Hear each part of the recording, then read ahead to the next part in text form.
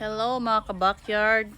Ako nga po pala si Beth Molina ng Manang Beth Backyard ng Purok Uno, San Macario Norte, Natividad, Pangasinan. Ngayon nga ho ay magbibreed tayo ng parawakan sa Black Astrolorp. Ibibreed po natin yung dalawang chicken. Tapos titignan natin kung ano yung magiging kalabasan nila. Since pang-consume sa karne at pang-consume na rin sa eggs, alam naman natin na ang Black Astrolorp is sila yung number 1 egg layer. And yung parawakan is malalaking lahi ng mga native. Kaya mag-invento line tayo. Then titingnan natin kung ano ang magiging kalalabasan nila.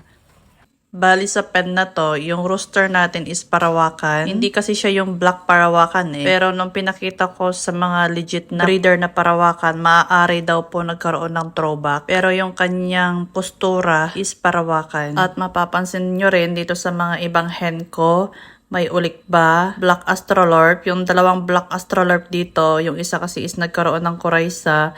Nung gumaling, ginawa ko na lang din breeder, sayang naman. At yung isa is napilay. Nakasurvive naman siya kahit ganyan. Kaya nilagay ko din dyan, sayang naman nag-iitlog din. Magagamit natin ang kanilang mga sisiyo. At yung iba dito is mga anak na nung parawakan at Black Astrolorp. Tapos binalik ulit natin sa tatay nila para ma-mate niya at makita ulit yung magiging anak nila. Sayang naman kung i-reject natin yung mga nagkaroon ng disability. Kaya nilagay ko na lang din dyan, nag-iitlog naman eh. Hindi naman affected yung kanilang mga sisiyo just in case. Dahil nga gusto ko talagang makapag-produce nitong parawakan at Black Astrolorp ay talagang pinag-breed po natin sila. Ito nga yung kanilang mga sisiyo. Mapapansin nyo yung mga black dyan. Yan na po yung mga anak ng Black Astrolorp, Ulikba, parawakan. And mapapansin mo yung kanilang katawan sa mga iba't ibang kulay dyan. Pare-parehas lang yung edad nila pero tingnan mo yung laki.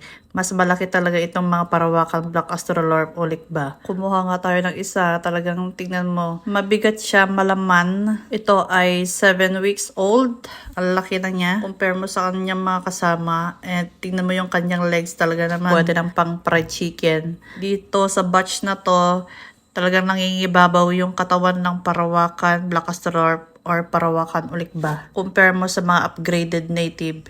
Kahit dito sa kabilang pen, talagang naging ibabaw pa rin yung laki ng mga parawakan Ulikba at Black Astrolorp. Kapag Black Astrolorp at parawakan ang pinag-crossbreed, lalabas ang mga sisiyo na may halo ng traits mula sa dalawang lahi. Ito yung mga karakteristik ng kanilang mga anak, katawan at laki. Mas malaki kaysa pure parawakan pero hindi kasing bigat ng pure Black Astrolorp. Matibay ang buto at mas muscular ang katawan. Sa experience ko kasi, itong Black Astrolorp, kung i-compare ko yung karne niya kaysa sa mga ibang breeds na heritage, parang mas masarap yung karne nitong Black Astrolorp compare mo sa ibang breeds na heritage. Para sa akin yun na kasi dati po ay may mga heritage kami. Pag nagkakatay kami, mas masarap yung karne nitong Black Astrolorp. Lalo ngayon, nag-breed tayo nitong parawakan at Black Astrolorp at Ulikba. Ano kaya ang magiging kalalabasan ng kanyang karne?